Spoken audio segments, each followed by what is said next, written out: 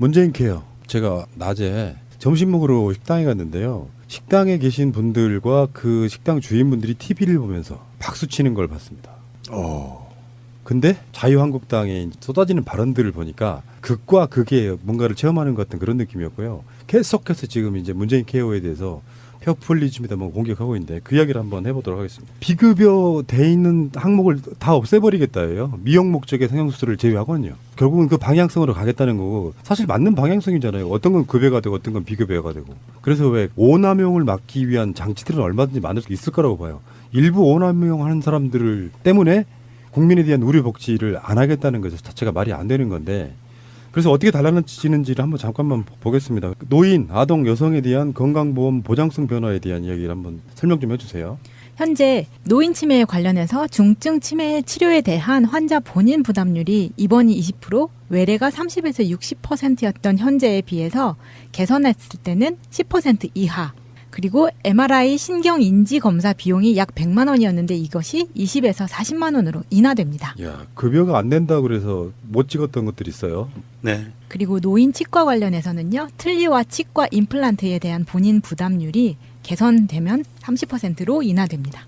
그리고 아동 입원은 입원 치료에 대한 본인 부담률이 현재는 10에서 20%였는데요. 개선되면 5%로 인하가 되고요. 아동 치과의 경우 치아 홈메우기 본인 부담률이 30에서 60%인 현재에 반해 개선되면 10%로 인하됩니다. 부인과 초음파 검사는 현재 4대 중증 질환에 대해서 건강보험이 적용되는 것 반해 개선이 되면 모든 여성으로 확대됩니다. 그래서 비급여 의료비가 2015년에 국민이 내야 됐던 의료비가 13조 5천억 원이었는데요. 이게 64% 줄어요. 그래서 2022년 문재인 대통령 임기 말에는 4조 8천억 정도로 줍니다. 그러니까 거의 3분의 1 정도로 줄어드는 거죠. 그런데 OECD 평균이 19.6%예요.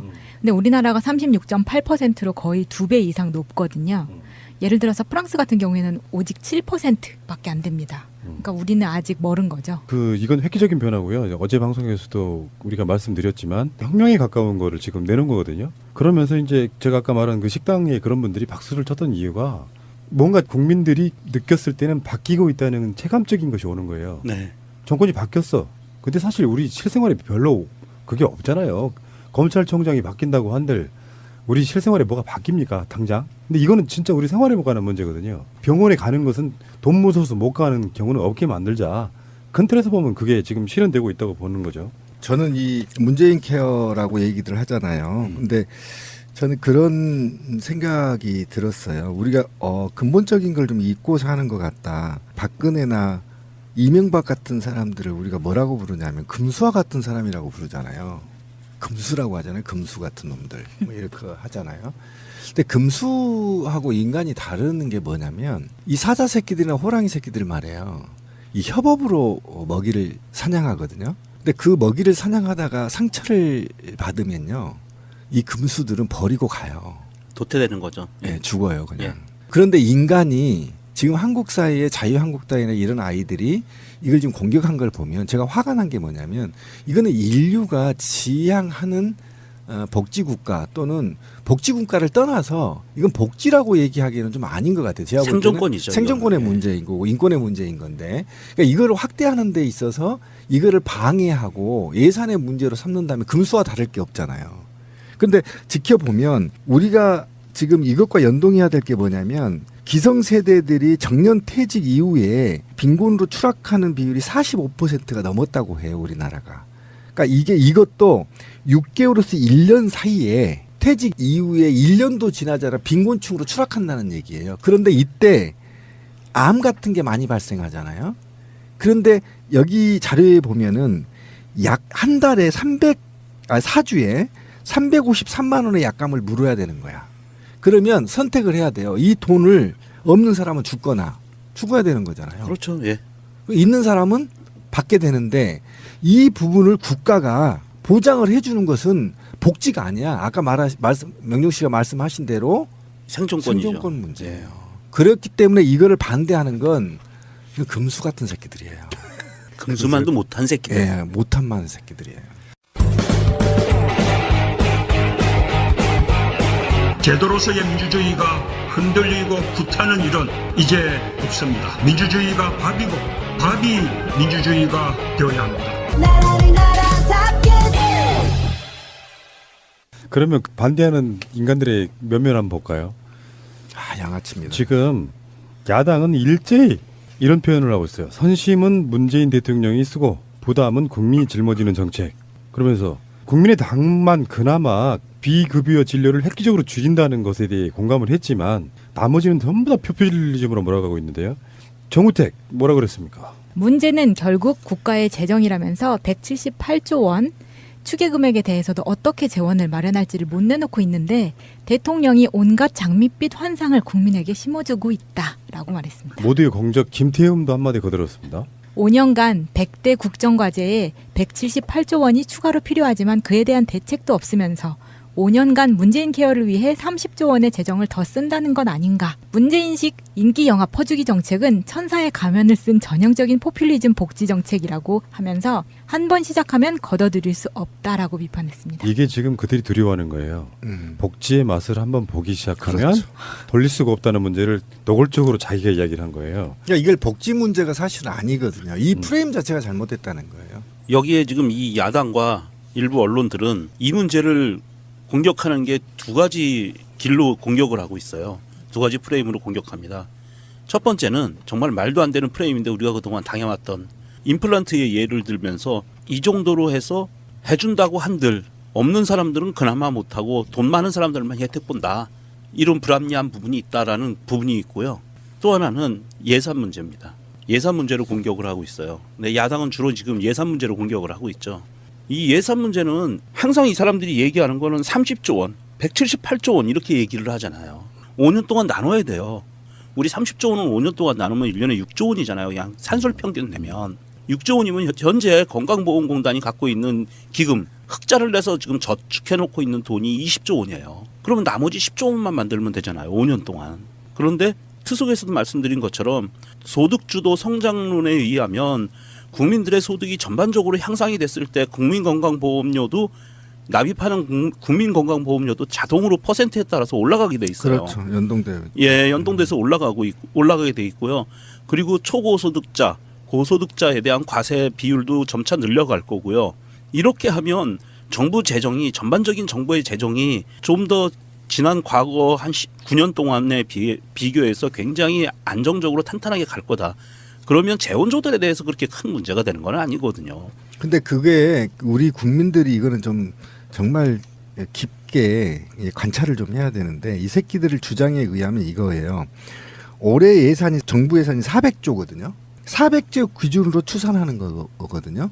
그런데 지금 임기가 끝나면 2022년이죠. 네. 그리고 인류가 한 번 급변하는 시기가요. 2025년이에요.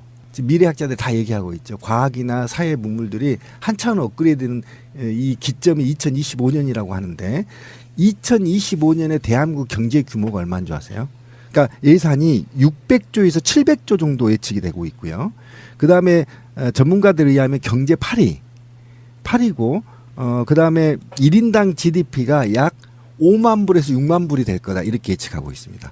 그러면 3년 전이거든요. 임기 끝이. 그렇죠. 2025년. 예. 그러면 적어도 그때 당시 문재인 정부 임기 말에는 정부 예산이 550조 정도 될 거예요. 최소가. 아니면 600조를 넘어갈 수 있어요. 그러면 이걸 놓고 아까 말한 대로 이 예산에서 한 해 6조면 증가분을 상대적으로 낮춰야 되는 거거든요. 그러면 지금의 6조 원은 내년에 5조 원밖에 되지 않고요. 그렇죠. 가치가 예. 내려가는 거기 때문에 충분하게 가능한 건데 이거를 다 설명하기가 어려우니까 그냥 자유한국당이 금수 같은 애들은 그냥 400조로 놓고 다 계산해버리는 거야. 이게 국민연금도 그렇고 공무원연금도 다 그래요. 그렇죠. 그렇게 프레임을 몰고 그러니까 가죠. 국민이 볼 때는 세금 더 내야 보다 이 긴장감 막 고조된단 말이에요. 그런데 생각해보세요. 여러분들이 지금 우리 방송을 듣고 있는 사람들 60살 넘어서 늙어서 좀 이따 나오겠지만 막 기초수도 나오고 이빨도 막 국가가 싸게 해주고, 응? 그죠? 그러면 얼마나 좋게 암에 걸렸는데 그 암이 돈이 없어서 치료를 못해. 그리고 죽어. 이게 뭐 나랍니까? 인간입니까? 금수지. 바른정당에 의사 출신 국회의원 한 명 있어요. 박인숙. 이분이 한 말이 재밌어서 한번 소개해드려 볼게요.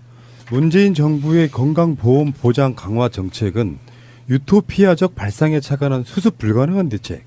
감당하기 어려운 재정을 국민이 납부한 건강보험료와 국가재정으로 충당한다는 단편적인 방식 이렇게 이야기했는데 이 말 전체가 다 틀렸어. 문재인 정부의 건강보험 보장 강화 정책은 유토피아적 발상에 착안한 수습 불가능한 대책.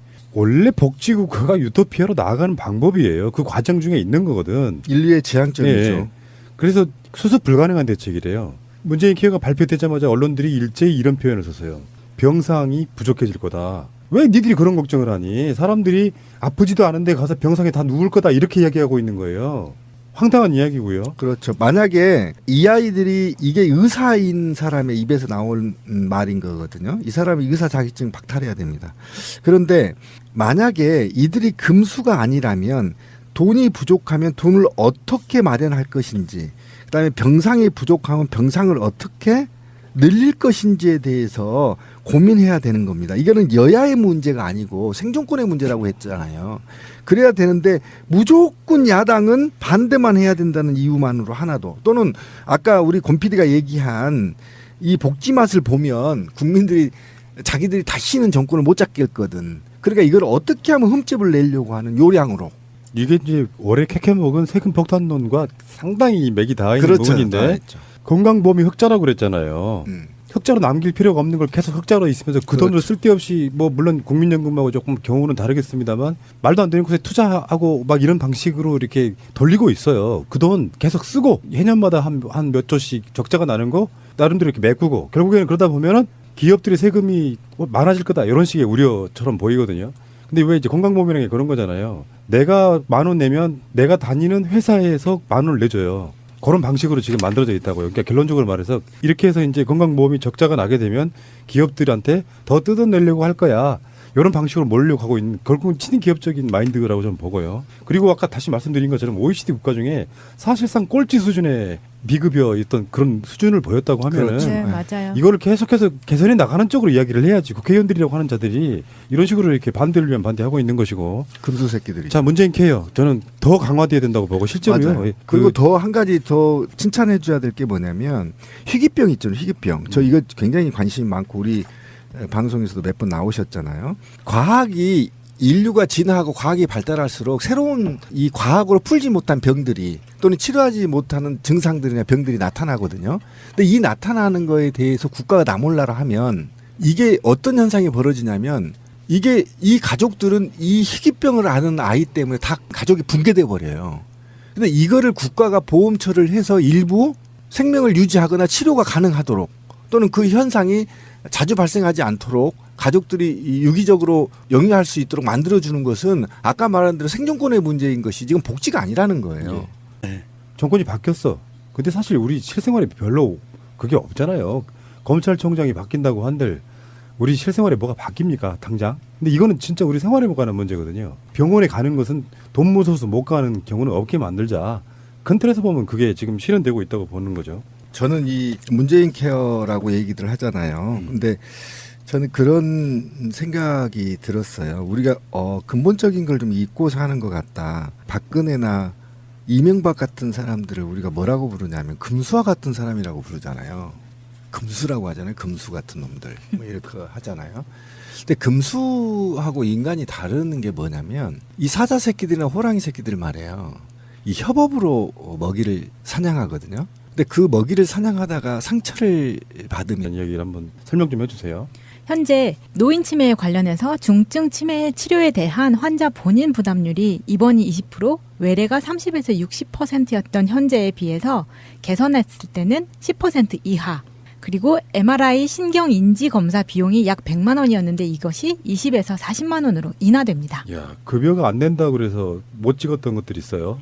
네. 그리고 노인 치과 관련해서는요. 틀니와 치과 임플란트에 대한 본인 부담률이 개선되면 30%로 인하됩니다. 그리고 아동 입원은 입원 치료에 대한 본인 부담률이 현재는 10에서 20%였는데요. 개선되면 5%로 인하가 되고요. 아동 치과의 경우 치아 홈메우기 본인 부담률이 30에서 60%인 현재에 반해 개선되면 10%로 인하됩니다. 부인과 초음파 검사는 현재 4대 중증 질환에 대해서 건강보험이 적용되는 것 반해 개선이 되면 모든 여성으로 확대됩니다. 그래서 비급여 의료비가 2015년에 국민이 내야 됐던 의료비가 13조 5천억 원이었는데요. 이게 64% 줄어요. 그래서 2022년 문재인 대통령 임기 말에는 4조 8천억 정도로 줍니다. 그러니까 거의 3분의 1 정도로 줄어드는 거죠. 그런데 OECD 평균이 19.6%예요. 근데 우리나라가 36.8%로 거의 2배 이상 높거든요.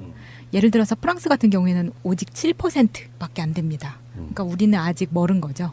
이건 획기적인 변화고요. 어제 방송에서도 우리가 말씀드렸지만 혁명에 가까운 거를 지금 내놓은 거거든요. 그러면서 이제 제가 아까 말한 그 식당에 그런 분들이 박수를 쳤던 이유가 뭔가 국민들이 느꼈을 때는 바뀌고 있다는 체감적인 것이 오는 거예요. 네. 문재인 케어. 제가 낮에 점심 먹으러 식당에 갔는데요. 식당에 계신 분들과 그 식당 주인분들이 TV를 보면서 박수 치는 걸 봤습니다. 근데 자유한국당에 쏟아지는 발언들을 보니까 극과 극의 뭔가를 체험하는 것 같은 그런 느낌이었고요. 계속해서 지금 이제 문재인 케어에 대해서 페어플리즘이다 뭐 공격하고 있는데 그 이야기를 한번 해보도록 하겠습니다. 비급여 돼 있는 항목을 다 없애버리겠다예요. 미용 목적의 성형수술을 제외하거든요. 결국은 그 방향성으로 가겠다는 거고 사실 맞는 방향성이잖아요. 어떤 건 급여가 되고 어떤 건 비급여가 되고. 그래서 왜 오남용을 막기 위한 장치들은 얼마든지 많을 수 있을 거라고 봐요.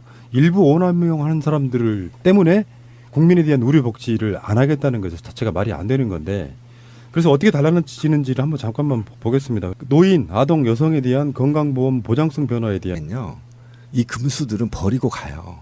도태되는 거죠. 예, 죽어요 그냥. 예.